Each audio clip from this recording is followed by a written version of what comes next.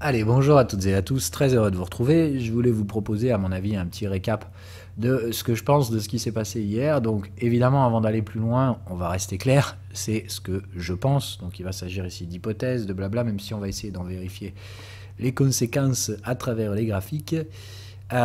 Expliquer quelque chose qui s'est produit n'a d'une part absolument aucun intérêt, tout comme essayer d'expliquer quoi que ce soit dans les marchés, c'est probablement et c'est souvent du brassage d'air. Donc, essayons de rester factuel. Je le fais aujourd'hui parce qu'il y a clairement de la demande autour de ce niveau-là. Et vu le niveau toujours relativement médiocre des interprétations que j'ai pu voir circuler, sur les réseaux, je préfère donner la mienne, qui n'est pas parfaite non plus. Et encore une fois, on est vraiment dans le débat d'idées. Mais je pense qu'elle est peut-être plus acérée que ce que j'ai pu voir. Donc, plutôt que de bêtement critiquer, je préfère apporter ma pierre à l'édifice. En tout cas, essayer de vous donner le ressenti que j'ai par rapport à hier. Donc, pour ceux qui veulent savoir ce qui s'est passé, je pense que le plus probable, c'est une attaque spéculative sur des produits dérivés et de la volatilité dans des marchés peu liquides et surtout faite par des poches bien remplies qui peuvent sans problème faire bouger les prix des cryptos. On parle ici des gros market makers qui ont des centaines de milliards sous gestion et donc pour eux, faire joujou avec 40 millions, c'est que dalle. Et sauf qu'avec 40 millions dans un marché tendu, sans demande, avec un sentiment proche du néant, donc une demande très faible, des carnets vides, eh ben, avec des gros sous, on vient et on tape un gros coup de pied dans la fourmilière. Le problème, c'est que comme évidemment tout le monde était vraiment la chair à vif, eh ben, le moindre titillage du nerf, ça rend tout le monde de n'importe comment. Donc la douleur ressentie hier est énorme, mais encore une fois,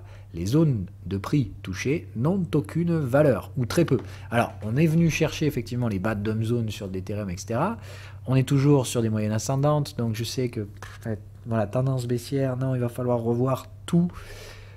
On a déjà un range mature et la moyenne commence à peine à rentrer. Ça veut dire que la valeur historique, elle nous pousse vers le haut dans un range qui a déjà été travaillé depuis plus d'un an. Donc, il faut comprendre que maintenant, il n'y a plus de liquidité dans cette zone de prix. Ça n'intéresse plus personne, en fait, les prix qu'on trade sur Ethereum. Il faut comprendre que soit ce marché est baissier, mais il va aller chercher 800 $, voire 400, c'est les dernières zones de valeur connues, soit c'est qu'on n'a plus rien à foutre autour des 3002 sur Ethereum et que tôt ou tard, on va finir par partir sur une autre zone de prix probablement supérieure.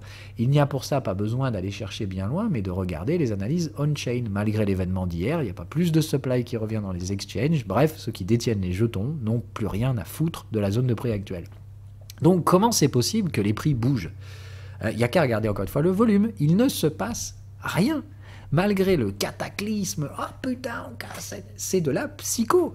Tout s'est passé hier, principalement sur des produits dérivés. Sur le spot, il ne se passe rien, parce qu'il n'y a personne qui trade. C'est ça la réalité qui est affligeante. C'est que vous avez des prix qui bougent, mais il n'y a personne qui les trade. Donc la seule chose que ça produit quand les carnets sont vides et que vous avez d'un coup des gros montants qui arrivent dans des carnets vides, eh ben ça peut faire bouger les prix très vite. Et je pense que c'est ce qui s'est passé hier, très sincèrement, et on a débriefé ça rapidos dans le Discord. Je vous ramène toujours à ça, savoir à quel type de contexte vous avez affaire. Bon, le contexte pour moi il n'a pas changé. Les gros jetons, ceux qui ont réellement de la valeur, sont dans des ranges matures depuis très longtemps. Certains n'ont même jamais connu leur tendance et sont dans des ranges haussiers. Donc ils se mangent des retracements, mais ils finiront bien par ressortir encore en ATH et cette fois peut-être même qu'on aura des tendances. Pour moi ça ne change rien. Des actifs comme Link ont déjà connu leur tendance, ils sont dans des tendances multi-time frame qui ont atteint leur dernier degré de maturité. Bref, on fait des pullbacks hebdomadaires sur Link et le pullback hebdomadaire ne pourra pas trader sous le pullback daily. Donc autrement dit, on n'ira jamais plus bas que ça sur Link et on y est. Donc autrement dit, est-ce que ça vaut le coup de se positionner sur ce token? Oui, clairement. Mais encore une fois, est-ce que ça veut dire qu'il va rebondir to the moon? Non, ça veut juste dire que la valeur moyenne d'un Link, c'est à peu près 10 milliards de dollars de market cap et qu'on va y revenir. Et que comme d'hab, quand le marché sera en demande, c'est-à-dire plus de boules que de bears, eh ben forcément, les prix seront au-dessus de la valeur. Donc oui, on mettra du temps à remonter là-haut, mais voilà, comprendre à mon avis ce qui s'est passé hier, des manipulations sur les produits dérivés, il n'y a zéro volume, c'est incroyable, il ne se passe rien. C'est ça qui est affligeant, c'est que tout le monde se secoue les miches en mode « Ah, mais on a cassé tel support, etc. » On a cassé mon cul, en fait. Les prix sont passés sous des niveaux, oui, Mais un prix qui passe sans volume, c'est pas de la valeur. Ça veut rien dire en fait. Et puis surtout, si c'est pour passer dessous et récupérer le support et partir comme des bêtes derrière en faisant x2, eh ben encore une fois, c'est que le support a été cassé sans valeur. Bref, on est allé mettre des prix dans des zones qui n'avaient aucun intérêt spéculatif à la base. Et c'est ça pour moi le principal message que je vous avais envoyé déjà depuis plusieurs semaines et que je martèle à mon avis encore. On n'est pas sur des zones de valeur. On est sur des zones très spéculatives qui sont traitées parce que le sentiment est morose et puis c'est encore des tout petits marchés. C'est de dire c'est très facile d'utiliser la psychologie, de la manipuler en faisant casser des niveaux de prix, etc. parce que ça ne demande pas beaucoup d'argent. Je vais même être très franc, je pense que globalement hier, les différentes attaques spéculatives qui ont été faites n'ont probablement même pas rapporté de gains, ou très peu. Quant aux risques qui ont été pris, je pense que les bénéfices qui ont été pris hier sur ceux qui ont réalisé ces attaques coordonnées et spéculatives, à mon avis, pas grand-chose. Vraiment pas grand-chose. Donc, quel est l'intérêt, à mon avis, de ces trucs-là? Si intérêt il y a, c'est juste d'agiter la débilité des gens. Donc, encore une fois, il fallait se prémunir de ces risques, c'est-à-dire ne pas faire partie de ceux qui ont été les dindons de la farce, parce qu'il y en a quand même qui se sont fait baiser, liquider, etc. Pour ça, j'avais quand même identifié certains pôles de liquidité pour vous, et c'est pas faute de vous l'avoir dit, que par exemple, les jetons super liquides, qui ont connu hyper-inflation l'année dernière, comme Avax, tout ça, allaient se prendre une douille en cas de correction de marché. Bon, ça n'a pas raté, on est bien venu chercher ces zones-là. Je vous avais dit de faire très attention avec le supply dynamique de Luna. Je vous avais dit que j'achèterais jamais Luna tant qu'il ne serait pas sous les 25 $. Ah, voilà. Je vous ai dit beaucoup de choses, mais comme d'hab, il y a beaucoup de gens qui n'écoutent pas ou qui disent « Ah, mais il est illuminé, le type, il n'en sait rien, je sais pas quoi. Il est à fond sur son atome et en plus, il a tort. » Bon. Moi, je raisonne valeur. J'ai dit, je pense qu'un atome, ça vaudra 150 $. Bon, m'en fous. Voilà, tout ce que je veux dire, c'est la zone de valeur. Il faut les acheter au moins sous les 25-30 $. Là, voilà, c'est de dire, à plus de 30 $, ça s'achète pas un atome. C'est très compliqué de faire ça. Par contre, voilà, est-ce que j'aurais prévu qu'on irait chercher 14? Non. Est-ce que j'aurais aimé attraper ce prix-là? Oui, mais c'est pas grave. J'ai pas fait ce choix stratégique. Tant pis pour moi. Mais voilà, donc il s'agit de comprendre que c'est hyper important de bien structurer votre compréhension de ces marchés. Ok? Il se passe plein de choses dans ces marchés, tout le monde résonne comme d'hab dans un ensemble, les cryptos ça monte, les cryptos ça baisse. Non, il y a 95% de daubes et il y a 5 projets qui seront toujours là dans 10 ans et qui vaudront 100 fois plus cher qu'aujourd'hui. Par contre, voilà, il faut faire encore une fois très attention quant au risque que vous prenez. La deuxième chose que je note, c'est que par contre, les gros projets, il ne se passe rien du tout. C'est-à-dire eux, ils n'ont pas du tout été attaqués. Que ce soit Bitcoin et Ethereum, on vient chercher des niveaux très techniques, ça rebondit. Bref, comme d'hab, ici, ils ont servi, entre guillemets, de vecteurs. C'est-à-dire que là où ont été réalisées les attaques, c'est sur des projets spécifiques, comme Luna, je pense, et je veux dire, derrière, ça a juste secoué l'ensemble de la fourmilière. Mais principalement, les gros tokens n'ont pas bougé. Donc hier, moi j'ai noté la résilience de 3 projets en particulier, Ethereum, Atom, Bitcoin. Atom, malheureusement, a cédé en fin de journée. Il a tenu très très bien ici, à tout le moment, il a tenu, et hop, en fin de journée, ça a quand même fini par céder. Donc, je suis un peu déçu, j'aurais préféré que ça tienne, mais bon, c'est pas la magie non plus. Ethereum, Bitcoin, voilà, belle résilience, on vient chercher les niveaux techniques. Je vous mens pas encore une fois, c'est des putains de bornes de volatilité, c'est juste de dire on agite les gogoles.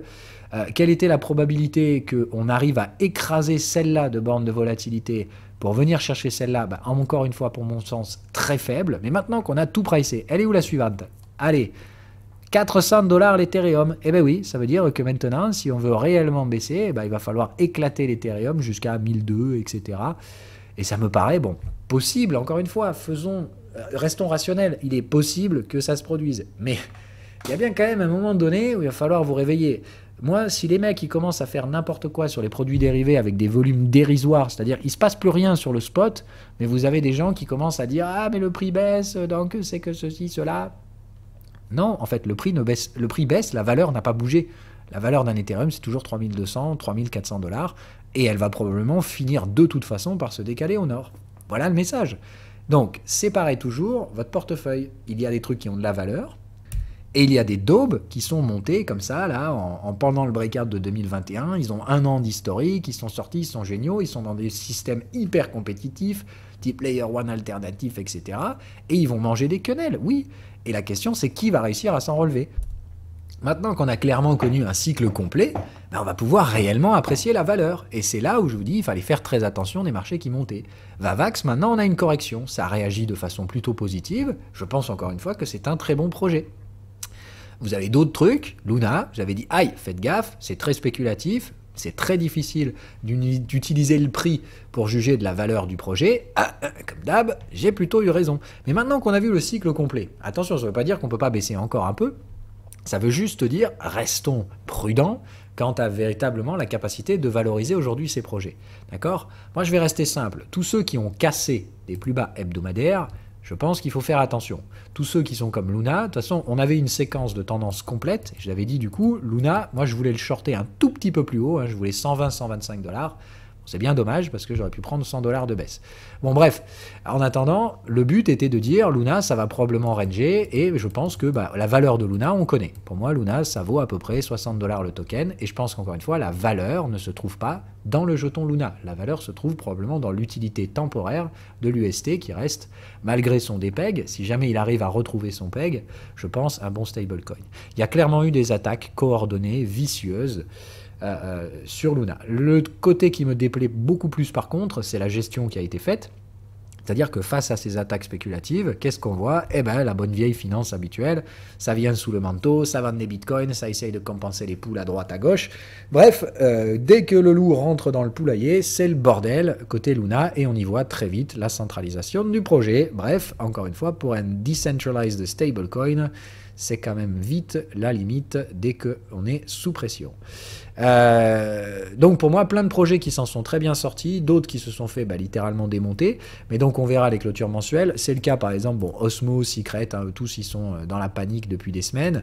Secret Network, on a cassé des très gros niveaux, donc je vais voir si on réintègre tout ce bordel ou pas. Comme d'hab, ici on est sur des overlaps hebdo-mensuels, donc la question c'est est-ce que les clôtures mensuelles vont tenir ou est-ce qu'on a juste subi l'attaque spéculative avant de remonter? Pour moi, c'est la même problématique que Atom, que j'ai sur des projets comme Secret Network. Donc là, c'est plus de dire, j'aurais pu avoir des jetons quasiment 2 fois moins chers, à 2 fois et demi moins cher que ce que j'ai payé concrètement. Mais encore une fois, regardez la volatilité de ces projets. On parle des trucs qui balayent des zones de prix qui représentent plus de la moitié, les 3/4 de la valeur. Là, on est donc dans un range qui va de 10 à 2 $. Donc avec 75% de baisse dans le range, c'est quasi impossible d'anticiper le point bas. C'est juste de dire, il faut parier sur des événements très peu probables, comme par exemple l'attaque coordonnée qu'on a connue hier. Je pense encore une fois que faire ces paris, c'est dangereux.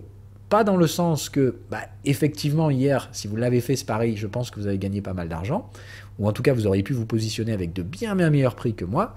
Par contre, je pense que plus vous ferez ces paris dans l'avenir, plus vous serez dans la merde. Partir du principe que les cryptos vont se faire constamment démonter la gueule et qu'il faudra acheter constamment la panique, c'est vous tromper. Ces marchés sont aujourd'hui extrêmement matures. J'ai fait toute une série de vidéos pour vous l'expliquer.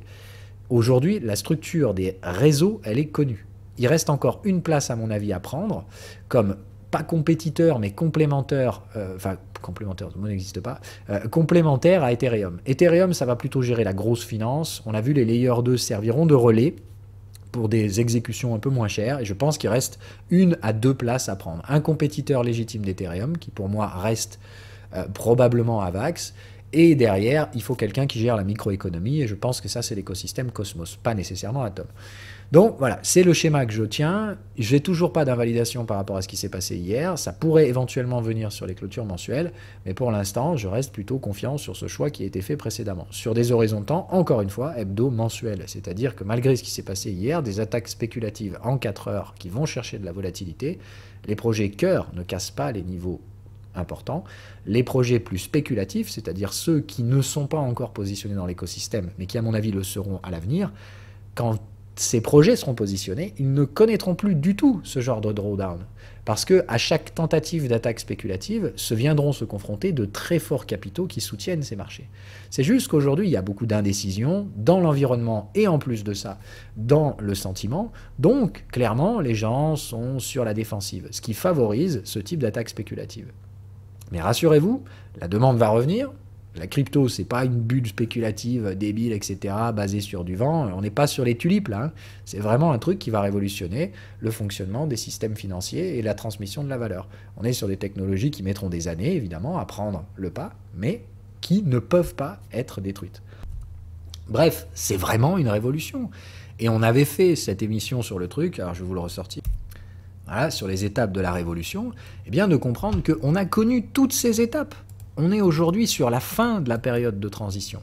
Des phases de désillusion, il y en aura probablement plusieurs sur différents time frames. Je pense qu'aujourd'hui, on connaît la désillusion de court terme, la désillusion des UT daily, c'est-à-dire les graphiques daily ont l'air moches, etc., alors que les graphiques hebdo sont toujours méga boules. Et je pense qu'il y aura encore des phases de désillusion sur les time frames supérieurs, sur les différents cycles de maturité. Mais à mon avis, on est sur des tendances mensuelles, comme je l'ai dit, 5 à 10 ans depuis le point de départ qui, à mon avis, a été fait et déclenché en 2020, fin 2020. Donc à mon avis, il y en a jusqu'en 2024-25 à manger de la crypto, et on n'est pas prêt d'en être au bord. Donc, je pense qu'on connaît la phase de désillusion daily, il y en aura une en hebdomadaire, qui reviendra peut-être l'année prochaine ou celle d'après. Mais bref, la fin, c'est que de toute façon, ce sera évident.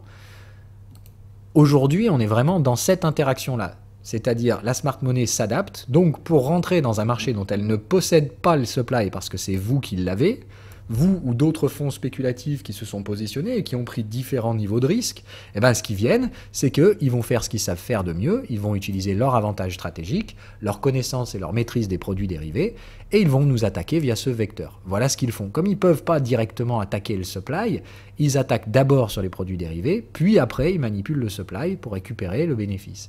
Et on agite la foule, et évidemment, on regarde, comme je vous dis, l'intérêt, à mon avis, n'est même pas de récupérer un max de pognon, mais plus simplement de voir quelles sont les erreurs qui sont commises et de profiter de ces dernières quand il y en a. Je vous avais parlé qu'il y aurait probablement des attaques spéculatives sur l'UST parce que ça permet tout simplement d'obtenir des stablecoins avec un gros discount. Si derrière le machin se repègue à 1 pour $1 et que vous avez pu acheter des UST à 80 centimes ou moins, vous avez clairement gagné 20% de valeur que vous pourrez investir. Donc c'est un risque qui est pris pour obtenir un rendement derrière, mais ce rendement il est alloué à une octroi de capital dans le marché crypto. Donc il faut comprendre que les attaques d'hier, elles sont probablement dues au fait que la smart money s'adapte clairement en essayant de rentrer dans un marché dans lequel elle n'a pas cet avantage stratégique pour l'instant, mais elle le gagne de plus en plus. L'autre problème, comme je l'ai dit, c'est qu'on y voit tout de suite les comportements radicaux de la vengeance et de la punition. C'est-à-dire que clairement le message d'hier, c'est bande de saloperies, qu'est-ce que vous croyez faire? Vous croyez que vous alliez renverser la finance, etc. Non, la finance, c'est nous qui faisons, on se débrouille, vous pleurez et vous prenez vos pertes. Donc évidemment, le problème, c'est que vous, ça cause la désillusion. Vous allez avoir les mécanismes de fuite, lutte, déni habituels, d'accord, liés à une réponse émotive et à un traumatisme. Donc attention, on n'est pas dans le déni de la perte. Je l'ai dit, comme d'hab, si vous avez utilisé des marges, il y a des stop-loss. Et puis le stop-loss, on ne peut pas le repousser, etc. Le but, c'est pas de dire « Ah, j'ai survécu à hier parce que j'ai repoussé mon stop-loss ». Parce que là, si ça rebaisse dans les prochains jours, vous perdez tout. D'accord ? Je vous rappelle, le stop-loss, c'est la liquidation. Ça veut dire zéro. Il n'y a plus rien sur le compte. S'il y a bien un truc que je vous apprends dans le trading, c'est jamais on prend le risque de tout perdre. C'est pas possible. Celui qui prend le risque de tout perdre, il est sûr de tout perdre un jour. Peut-être pas aujourd'hui, mais demain, ça tombera forcément. Donc attention à ces mécanismes qui vont vous amener à lutter à mort, voire à quitter le marché. Parce que ça, c'est l'énorme problème des personnes qui vont entrer en fuite. C'est-à-dire, c'est trop d'émotions, c'est trop de volatilité, je ne peux pas, j'en ai marre, je quitte. Sur des prix, encore une fois, complètement fou furieux. Mais il y en a qui vont se convaincre dans les prochaines semaines que c'est trop pour eux et qu'il vaut mieux sortir, même avec des pertes. Oh bordel, non. D'accord ? On ne cède pas à la désillusion. Rappelez-vous pourquoi vous avez acheté des cryptos. Vous n'avez pas utilisé de levier, donc bravo. Vous auriez pu acheter moins cher, oui, et vous auriez pu faire de superbes arbitrages si vous aviez vendu et puis racheté, etc. et tout ça, tout ça. Mais pour la plupart, vous êtes là pour la valeur des cryptos. Donc, raisonnez zone de valeur. On est dans une zone de valeur daily qui a balayé 70% de la valeur des tokens. Donc, vous prenez la médiane de tout ça, et si vous avez pu acheter dans la partie basse, c'est que déjà, vous avez fait un boulot pas trop mal. Bien mieux que ceux qui ont acheté en haut et qui vont céder en bas ou se faire liquider.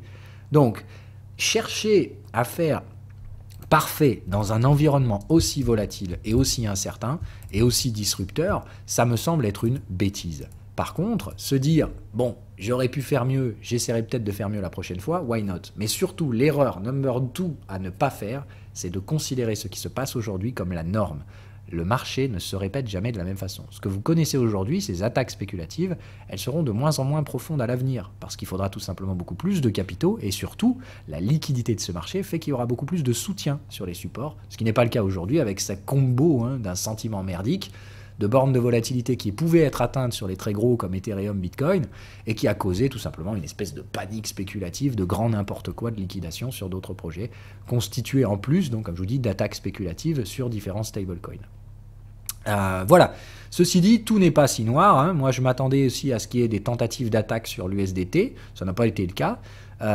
Donc, écoutez, voilà. Encore une fois, moi, je dis, ceux qui survivent aux tempêtes sont ceux qui en ressortent plus forts.